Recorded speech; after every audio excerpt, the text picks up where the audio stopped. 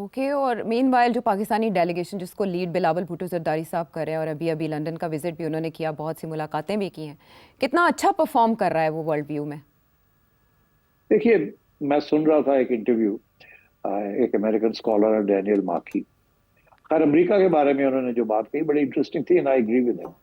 वो ये उनसे पूछा गया ये सवाल कि इंडियन डेलीगेशन और पाकिस्तानी डेलीगेशन जो है ये कितनी इफेक्टिव है, ये इंडिया अमेरिका में जब आई। तो उन्होंने दो बातें कही। एक दो बातें और भी मैंने सुनी है बड़ी इंटरेस्टिंग। एक बात तो उन्होंने ये कही कि देखिए, कोई खास इंटरेस्ट नहीं है in America about this India Pakistan business apart from the nuclear issue. ये किसने किया किसने नहीं किया, टेररिज्म वगैरह, नो, हमें नहीं, भी नॉट इंटरेस्टेड। ये होता रहता है। और ये लोग जो आए हैं, वो इशारा कर रहे थे, वो कह रहे थे कि जो टीवी कैमरास वगैरह इनको कवर कर रहे हैं उनके 90% तो वो लोग इंडियन अपने हैं, इंडिया वालों के अपने हैं। ये तो होम ऑडियंस के लिए सारी बातें हो रही है। यहाँ तो किसी ने इनको घास वास नहीं डाला। ना ही इंटरेस्ट है हमारा, हमें पता है क्या है सिचुएशन, हमें समझाने की कोई जरूरत नहीं है। And so therefore of no consequence. Pakistan के बारे में उन्होंने ये कहा कि पाकिस्तान का इंटरेक्शन हैज बीन बेटर। क्यों? पाकिस्तान ज्यादा ट्रांसपेरेंट है, सवालों के जवाब देते हैं। इंडियंस जो है बहुत से सवाल के जवाब नहीं देते और गोल कर जाते हैं। And so this is not good. इसी तरीके के साथ जैसे शुरू में ही जैसे ये सब कुछ हुआ, तो हमारी एयरफोर्स ने और हमारे DGISPR ने बड़ी डिटेल्ड ब्रीफिंग्स की इंटरनेशनल मीडिया की, जिसकी वजह से एक ट्रांसपेरेंसी, एक इम्पैक्ट हो गया कि यार ये तो सारी बात बता रहे हैं, हमें चेक कर ले, हर सवाल का जवाब दे रहे हैं। और इंडिया की तरफ से ये था कि कोई सवाल का जवाब ही नहीं मिल रहा था आपको। तो I think on the whole हमारा जो पैगाम है that's been better received in think tanks and elsewhere. फिर ये भी कि बहुत से जो अमेरिका के अंदर जो इंटरेक्शंस हुए हैं, ये शशि थरूर वगैरह, इनकी जो प्राइड है, ये प्राइड में इन्होंने कहा जी आप हमारी एम्बेसी आए, यहाँ आए, हम आपसे बात करेंगे। हमारे लोग तो उठ के चले गए, थिंक टैंक चले गए, वहां चले गए, वहां चले गए। इन्होंने कहा जी हमारे पास आए, आप बुलाया, दावत दी। और आजकल मतलब वो एरोगेंसी है ना ये कि यू कम टू अस। अरे भाई, you have gone there to talk to people and explain things to them, तो आप उनको कह रहे हैं आप इधर आए। ये इंडिया नहीं है कि आप सारी मीडिया को वहां बुला ले और सारे भागे भागे आएंगे। You have gone there to explain your point of view, so you go to their office, you go to their think tank and so on. तो मेरा ख्याल है कि इस किस्म के इश्यूज भी हैं।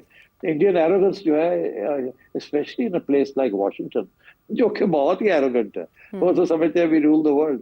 वहां जाके आप जो है ना इस किस्म की एरोगेंस, जैसे शशि थरूर ने ये बातें जिस तरीके से की है, और फिर डोनाल्ड ट्रंप को उसने ठीक ठाक तरीके से की है, I think that was not the right approach, not in good taste either. हमारे बिलावल भुट्टो साहब, जो भी आप कहें उनके बारे में, is very charming, he smiles a lot, he talks yes. informally, he's got command over the subject, and he comes across as a more open and frank individual, whereas Shashi Tharoor comes across as a very arrogant and supercilious sort of person. Bilawal काफ़ी confident भी दिखाई देते हैं, इसीलिए पाकिस्तान में predict किया जा रहा है कि उनको अगले वज़ीर आज़म के तौर पर तैयार किया जा रहा है।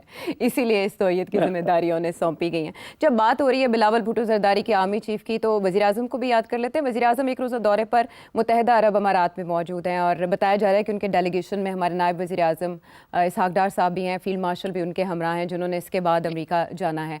मीनवाइल वाशिंगटन पोस्ट की ये रिपोर्ट कि इसराइल किसी भी वक्त ईरान पर हमला कर सकता है और जवाब में ईरान निशाना बना सकता है अमेरिका के अड्डों को। तो ये विजिट वज़ीर आज़म का UAE का और आर्मी चीफ का विजिट अमेरिका का कितना अहम है मुमकिन हमले के तनाजुर में? देखिए, ये खतरा तो अब नजर आ रहा है, क्योंकि कुछ जैसे कहते हैं ना, डॉट्स हमें नजर आने शुरू हो गए। तो अगर डॉट्स को आप लिंक करें तो लगता ऐसे है कि इसराइल जो है अब तैयारी पे है, पूरी तैयारी पे है। और ऐसे भी लगता है कि शायद अमेरिका ने उनको ग्रीन लाइट अगर नहीं दी तो रेड लाइट बंद होके एम्बर लाइट पे आ गए। अब वो कैसे? विद दिस लिए I think it's important to discuss this issue.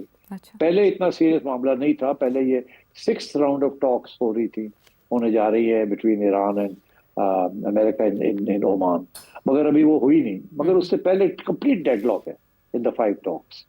America कह रहा है कि आप बिल्कुल बंद करें अपनी एनरिचमेंट, और आपने 60% तक एनरिचमेंट कर ली है, और थोड़ी सी और होगी तो आप तो 8-9 बम भी बना लेंगे, and we have to stop you now.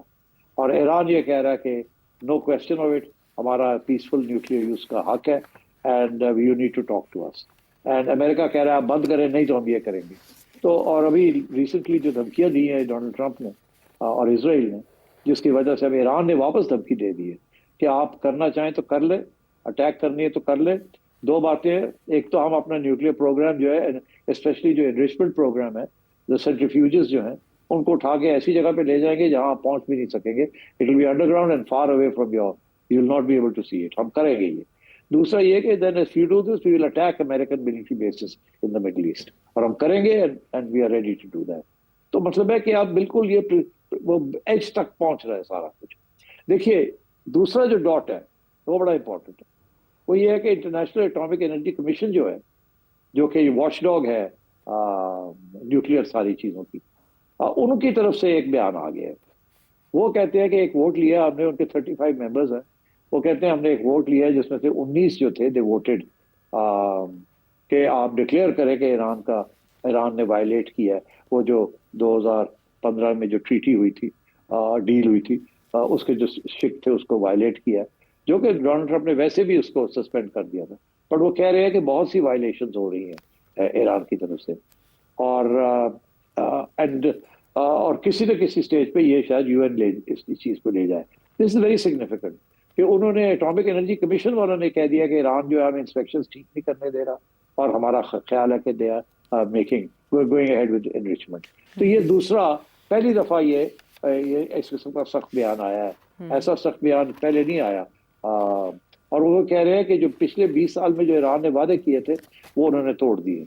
ये पहली दफा ऐसी बात कर रहे हैं। दिस इज वेरी सिग्निफिकेंट कि एक इंटरनेशनल एजेंसी जो है वो भी अब तैयार हो गई है टू कंडेम ईरान। अच्छा, तीसरी चीज बड़ी इंटरेस्टिंग है कि अमेरिका ने अपने जो एम्बेसीज हैं इन द मिडिल ईस्ट, खसूसन इराक वगैरह में, उनको वहां से इवैक्यूएशन शुरू कर दी है। अपने मिडिल लेवल पर्सनल की इवैक्यूएशन शुरू कर दी है। इसका मतलब है वो तो ये समझ रहे हैं कि या तो ये सिग्नल है कि वी आर वेरी सीरियस, या ये है जेन्युइनली थिंक कि अब इसराइल को हमने सपोर्ट करना है, Israel can go and knock out Iran nuclear programme. Knockout तो शायद मुश्किल हो जाएगा, but at least push it back, damage करें, थोड़ा बहुत डिस्ट्रॉय करें, उनसे फिर से रीबिल्ड करना पड़े, तो एक सेटबैक तो ईरान को होगी। तो इस किस्म की चीज है। मैं समझता हूँ कि ईरान ने अपनी इन्वेस्टमेंट जो है वो खत्म नहीं करनी, और इसराइल जो है वो समझता है कि it has to be stop now. Another year or so Iran will have nuclear weapons. तो आई थिंक टाइम ये बड़ा क्रिटिकल आ गया है। या तो ये टॉक्स अगली 6th राउंड जो है वो कामयाब हो, they come to some understanding, but अगर वो नहीं होगा तो मैं समझता हूँ कि Israel will launch an attack on Iran nuclear facilities. It will be a limited attack, उसमें American weapons and specially busting bombs will be used, and Israel will fly over certain Middle Eastern countries because वो उसके जहाज वहाँ वैसे नहीं पहुंच सकते, and so they'll need to be refueled and they'll have to fly over certain Middle Eastern countries to get to the nuclear sites of Iran. तो मैं समझता हूँ कि कॉन्फ्लिक्ट जो है इस वक्त बिल्कुल एज पे आई हुई है। So this is why possibly our people have stopped over in Dubai to get an idea कि भाई what are Middle Eastern countries like UAE and Saudi Arabia thinking?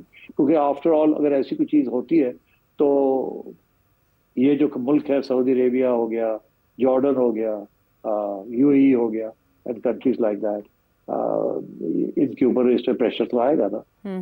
And Pakistan की तो अलायंस है इनके साथ, so Pakistan also has to formulate a policy और क्या करना और क्या नहीं करना।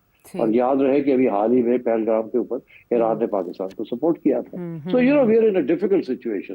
तो अच्छी बात है कि the chief and the prime minister are travelling to get a better sense of what the situation is likely to be, and also to explain to their friends कि you know ये हमारे ये problems हैं और हमें शायद ऐसे करना पड़े या ऐसे करना पड़े, because don't forget we have a huge nearly 20% Shiite population of Pakistan, and if you attack Shiite Iran it can lead to a blowback effect.